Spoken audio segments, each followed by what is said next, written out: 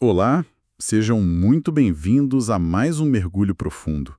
Hoje, a nossa exploração vai direto em um material que, sendo bem sincero, é daqueles que deixam a gente pensando por dias. Com certeza, é um material bem provocativo mesmo. Muito.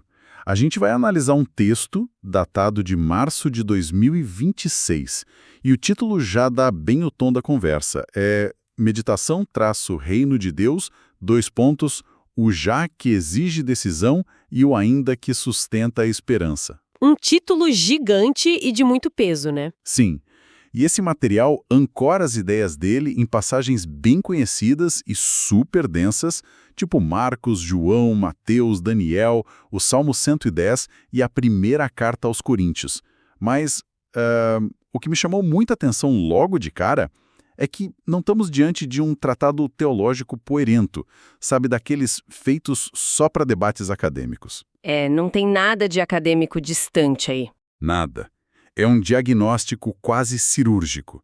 E até é um pouco incômodo sobre a natureza da nossa própria passividade.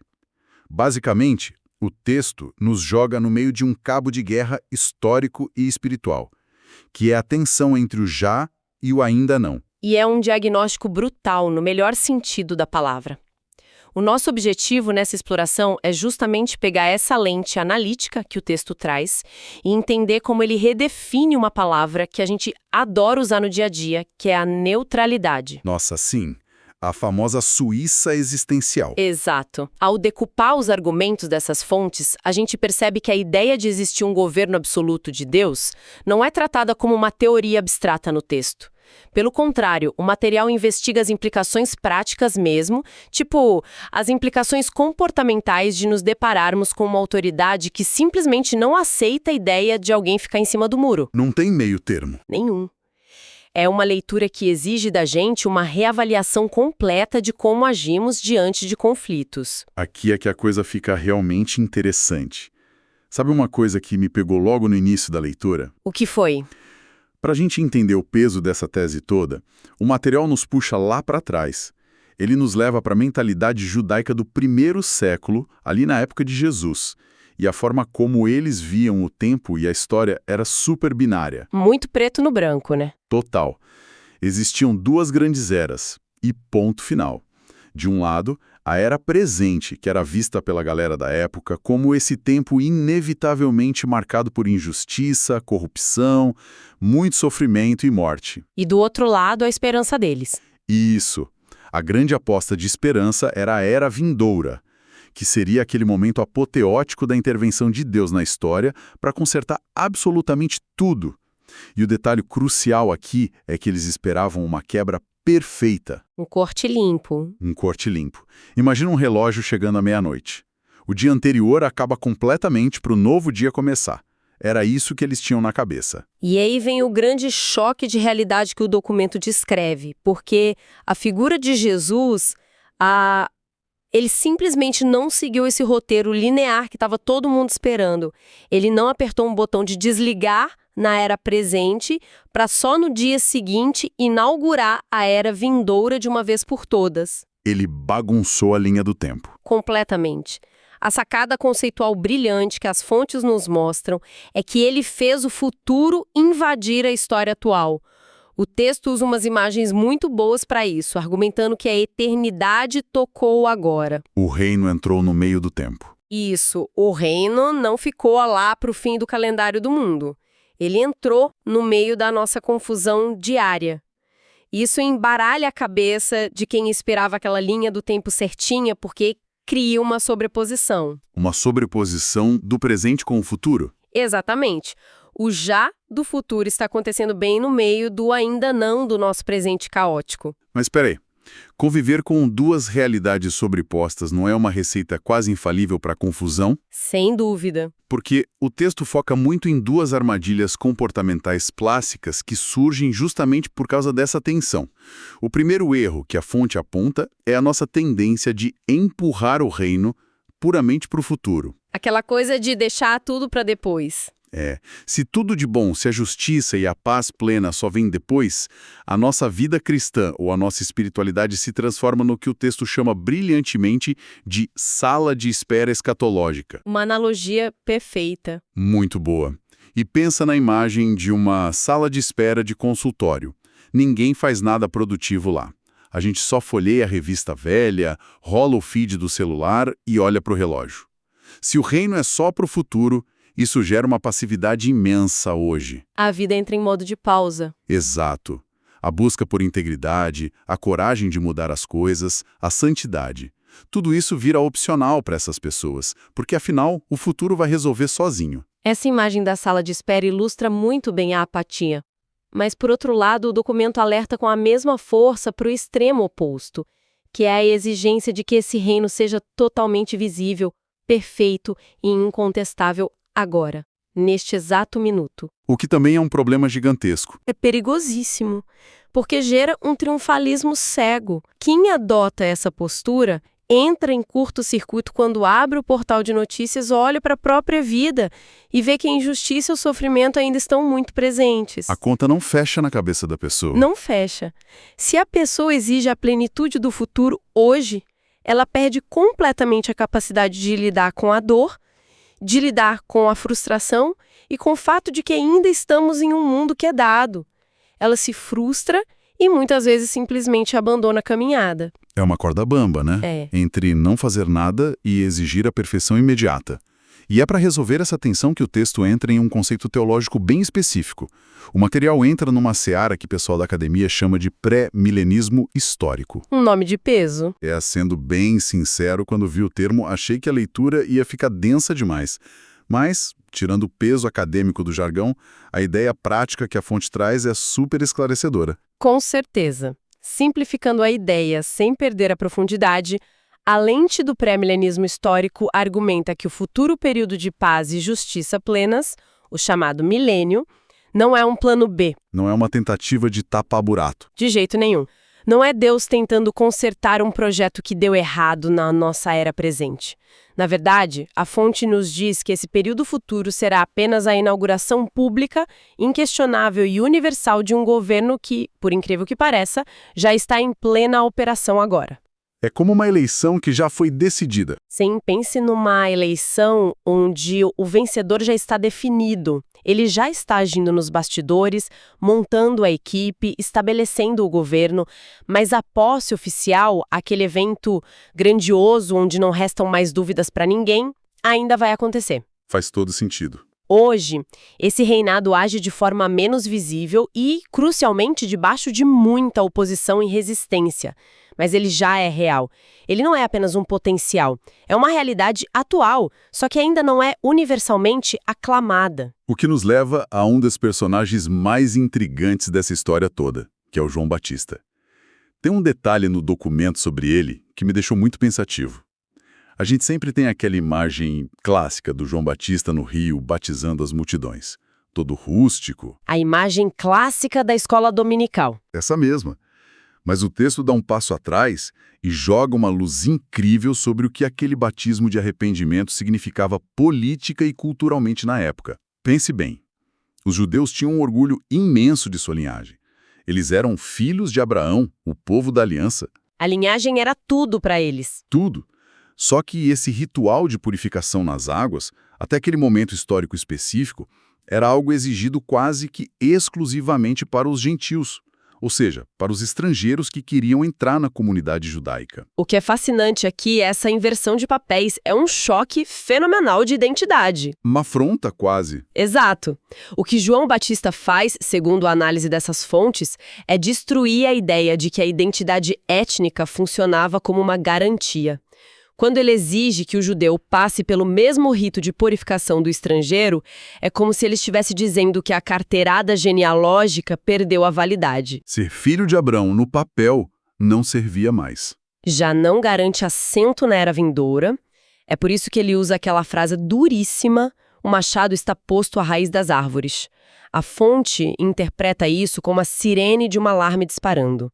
Acabou o tempo do conforto baseado no status quo, na tradição ou no discurso de que nós sempre estivemos do lado certo.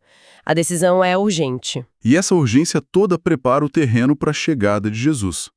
E aqui a fonte não deixa margem para interpretações fofas ou espiritualizadas demais, sabe? O texto é muito categórico em afirmar que Jesus não apareceu oferecendo apenas uma nova filosofia de vida reconfortante ou uma experiência mística interior para a pessoa se sentir bem. Longe disso. O que ele anuncia, segundo o documento, é a entrada firme e inegociável do governo de Deus na nossa realidade palpável. Não é uma promessa flutuando nas nuvens, é um fato consumado que exige posicionamento aqui no chão, na vida real. E o autor consolida essa ideia fazendo conexões muito fortes com outras passagens do material base. Ele traz aquela visão grandiosa do profeta Daniel lá no capítulo 7, onde o Filho do Homem recebe o domínio eterno. E ele cruza isso com o Salmo 110 e com a explicação do apóstolo Paulo em Coríntios. A amarração que ele faz é genial. É impecável. O argumento que costura tudo isso é um só. O Messias já reina ativamente hoje, bem no meio dos seus inimigos, até que toda essa oposição seja dobrada. Repare que o reinado descrito nessas fontes não é uma metáfora poética e não está pausado esperando o fim do mundo chegar. Ele está acontecendo. Ele é uma realidade presente e total. E aceitar que esse governo já começou é o que nos leva para a parte mais psicológica da análise, a parte que mexe com as nossas estruturas internas de verdade. Ok, vamos destrinchar isso porque é aqui que a coisa dói. É quando o texto traz a metáfora da travessia do deserto. A fonte pega o evento histórico do êxodo do povo de Israel, lá no Antigo Testamento, e aplica isso como uma espécie de pedagogia do deserto. Uma escola forçada, né? Bem forçada. E o contraste é de uma simplicidade que dói na gente. Tirar o povo geograficamente do Egito foi a parte rápida. Foi um evento que aconteceu ali em uma noite. Agora, arrancar a cultura, os medos, as manias e a mentalidade do Egito de dentro do coração daquelas pessoas, bem, isso levou décadas rodando no meio da areia. Décadas de treinamento. Sim. Foi preciso uma escola inteira de governo interior para ensiná-los na prática diária a viver sobre uma nova jurisdição. E é aí que a gente entende a função daquela tensão que falamos lá no início, o já, que é esse governo que já foi inaugurado e já tirou o povo da escravidão. Ele exige submissão diária. Ele exige que o coração pare de agir como escravo e aprenda a agir de acordo com a nova realidade. Não dá mais para agir como prisioneiro. Exato. Por outro lado, o ainda não, que é o fato de ainda estarmos no deserto e não na terra prometida de fato, é o que sustenta a nossa esperança durante esse processo que é exaustivo. A liberdade já é um fato consumado, mas a mentalidade madura de um povo livre é construída a cada dia, a cada passo suado ali no deserto. E falando em mentalidade e construção de povo, tem uma parte da leitura que eu achei um verdadeiro soco no estômago. O texto usa o famoso episódio do bezerro de ouro lá no deserto para expor uma matemática simplesmente assustadora sobre a nossa omissão hoje em dia. Fiquei muito chocada com esses dados quando li. Pois é. A fonte vai buscar números específicos na tradição judaica e aponta o seguinte: cerca de 3.000 pessoas se envolveram de forma direta e ativa na construção daquele ídolo de ouro. 3.000 pessoas moldando o bezerro, dançando, fazendo barulho e liderando uma rebelião ativa contra Deus e contra Moisés. É muita gente fazendo bagunça. É muita gente. Mas o documento nos obriga a olhar para o resto do acampamento. Havia cerca de 600.000 homens ali, sem contar mulheres e crianças. Ou seja, a esmagadora maioria não derreteu uma única pulseira de ouro. A maioria não dançou em volta da estátua. Eles não fizeram absolutamente nada de errado ativamente. Se conectarmos isso ao panorama geral que o texto propõe, é exatamente no comportamento dessa maioria silenciosa que reside a crítica mais contundente do material. Sem dúvida. O foco da análise não fica restrito aos 3.000 que se rebelaram abertamente. O holofote vira para os 600.000 que ficaram parados. Talvez olhando para as próprias sandálias, fingindo que não era com eles. Eles não participaram da idolatria, mas eles também não intercederam. Ficaram na deles. Eles não confrontaram os rebeldes, não ergueram a voz, não tomaram partido. Optaram pela omissão pura. E a tese implacável do texto é que, em um ambiente governado por um rei, a passividade absoluta não é um sinal de paz ou de neutralidade. A passividade é conivência pura e simples. É aquela atitude clássica de colocar a mão no rosto para tampar a visão e dizer, não é problema meu, eu não vou me meter em confusão. Chega a ser um humor trágico. Imagina milhares de pessoas tentando não fazer contato visual enquanto um bezerro de ouro gigante é idolatrado no meio da praça. É absurdo pensar nessa cena. Muito. Só que o texto corta qualquer desculpa nossa, dizendo que essa recusa de assumir responsabilidade tem um peso enorme. O silêncio estrondoso daquela maioria esmagadora foi exatamente o alicerce que sustentou a rebelião da minoria. A matemática é simples. Se os 600 mil não tivessem se omitido, os 3 mil jamais teriam avançado daquele jeito. A omissão financiou a rebeldia. O que o texto conclui com esse episódio é que quando existe um reino estabelecido, o conceito de zona neutra desaparece do mapa. Não há território desmilitarizado. Acabou a Suíça? Acabou. O seu silêncio, quando a autoridade do governo que você diz seguir é confrontada, deixa de ser pacífico e passa a ser o silêncio de um cúmplice. E a grande força desse material não está em apenas julgar um povo antigo que viveu no deserto. A força está em como o autor pega essa dinâmica milenar da omissão e a joga no nosso colo, analisando o nosso comportamento hoje. Então, o que tudo isso significa? É aqui que a crítica ganha a nossa cara. Porque o documento denuncia o que ele chama de zumbis espirituais espalhados por aí, especialmente dentro dos ambientes religiosos de hoje. E a descrição chega a dar calafrios de tão familiar que é. É um espelho bem incômodo. Um zumbi espiritual, segundo a fonte, é aquela pessoa que está fisicamente presente, que bate ponto nas reuniões, mas que existencialmente está completamente inerte. Essas pessoas ouvem as mensagens, elas conhecem as músicas de cor, mas nada gera uma resposta de ação real. Estão no automático. Exato. Elas não causam escândalo, não fundem estátuas de ouro na sala de casa, mas mantêm compartimentos gigantescos de suas vidas totalmente blindados contra o governo do rei. Finanças, relacionamentos, ética no trabalho. Tudo blindado. Essa redefinição da idolatria para os dias atuais é, para mim, um dos pontos mais altos do texto.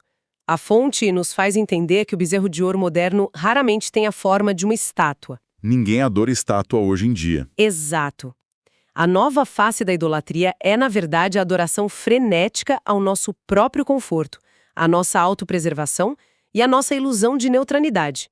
O material usa uma analogia que é brilhante. A passividade moderna é a tentativa constante de permanecer no Egito usando o vocabulário de Canaã. Sensacional essa frase. Permanecer no Egito usando o vocabulário de Canaã. É muito forte. Em outras palavras, a pessoa adota a linguagem do reino, ela veste a camisa, frequenta os mesmos lugares, usa os jargões, mas no fundo recusa o compromisso que tiraria dela o controle soberano sobre suas próprias escolhas diárias. O que nos traz de volta a tese central que amarrou todo esse mergulho que estamos fazendo nas fontes. O fim absoluto de qualquer espaço neutro. O argumento insiste que, quando o reino entra na história, quando aquele relógio lá do começo não recomeça do zero, mas se sobrepõe ao nosso relógio atual, não dá mais para alegar desconhecimento. Acabam as desculpas. A simples presença do rei transforma toda a nossa rotina, o nosso trabalho, as nossas reações diante de uma injustiça no trânsito ou no escritório, em um constante território de decisão. E não decidir já é, por si só, uma decisão claríssima. Quando nos recusamos a agir frente a algo que contraria a natureza desse governo presente, não estamos sendo neutros, estamos simplesmente escolhendo proteger o nosso próprio conforto. E a nossa imagem, né? Também. A conclusão das fontes soa como um alarme bem estridente nesse sentido. Essa apatia espiritual que muita gente confunde ou disfarça com muita habilidade como sendo prudência, tranquilidade ou até maturidade, dizendo coisas como eu não me envolvo em polêmicas. Isso tudo é apontado pelo texto como talvez o maior desafio silencioso desta geração. Muito mais perigoso que a oposição aberta. Muito mais. A oposição declarada é fácil de ver e de combater. Mas a omissão calculada e confortável tem o poder de corroer o tecido de qualquer comunidade de dentro para fora, sem que ninguém perceba até que seja tarde demais. Olha, recapitulando essa jornada densa que fizemos hoje, alguns pontos ficam realmente cravados na mente de quem acompanhou. Primeiro, o já do reino. Essa realidade presente elimina qualquer zona de conforto. Ele arranca nossa neutralidade e força uma escolha de submissão diária. Não tem como fugir. Segundo, o ainda não. O fato de que a consumação perfeita ainda não chegou e o mundo ainda sangra não nos dá licença para vivermos na tal da sala de espera escatológica. Esse tempo intermediário é um deserto focado em forjar quem nós somos de verdade.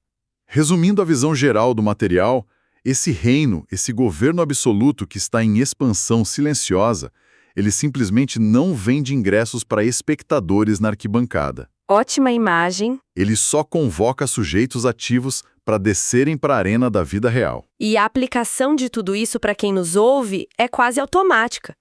O texto empurra cada um de nós a fazer um inventário muito honesto sobre as nossas próprias reações diárias, como essa quebra da falsa neutralidade, ou até mesmo aquela história assustadora daqueles israelitas calados olhando para o chão diante do bezerro.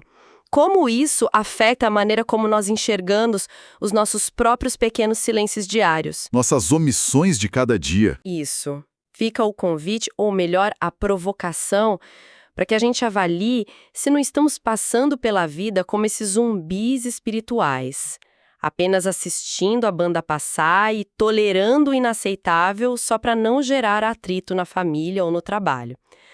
A questão final é se estamos de fato assumindo a responsabilidade desgastante, porém totalmente necessária, que a presença de uma autoridade maior nos exige hoje. É definitivamente uma reflexão que tira qualquer um do piloto automático e mostra que fechar os olhos é muito, mas muito diferente de ser cego. Perfeito. E para fechar o nosso mergulho, a soma de todas essas ideias fantásticas do documento levanta um questionamento que vai muito além da teologia. Bate direto na nossa própria percepção do tempo e de como existimos nele. Como assim? Isso levanta uma questão importante. Se o material está correto ao afirmar que o futuro já invadiu o presente e que a neutralidade é apenas uma ilusão confortável para nos proteger, nós precisamos repensar urgentemente o que significa esperar pela tal da consumação final. Pense bem junto comigo.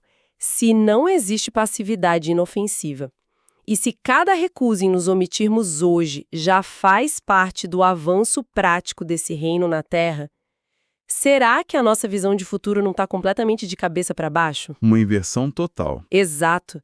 Em vez de estarmos parados em uma linha do tempo, apenas cruzando os dedos e torcendo para que um dia o futuro aterrisse magicamente sobre nós e conserte tudo, será que cada ato de não omissão, cada pequena escolha de integridade e coragem que fazemos no agora, não é, na verdade, a própria matéria-prima que está sendo usada para construir a realidade definitiva desse reinado? Uau! Fica essa provocação final para quem está conosco até agora, para que a gente reflita de forma muito séria se não estamos apenas aguardando a história acontecer ao nosso redor, quando, na verdade, a exigência do momento presente é que sejamos os construtores ativos dela.